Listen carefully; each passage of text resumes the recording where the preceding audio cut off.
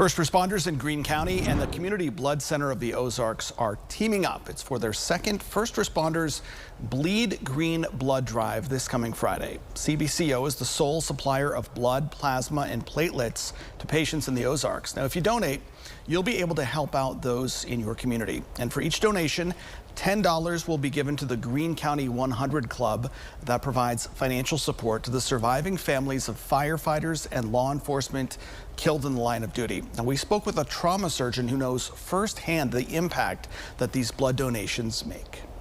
Number one cause of death in trauma patients in the first hour after they come to the hospital is bleeding to death.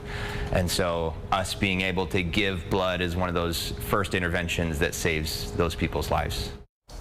The blood drive is this Friday from 8 to 6 at the Springfield location off of Plainview Road. Appointments are strongly encouraged. You will need your ID. Make sure you eat and drink plenty before donating. And while you're there, they will have prize drawings and giveaways, also provide food to the blood donors. And before you leave, don't forget to vote for your favorite Greene County agency. Last year, the Sheriff's Office came out on top.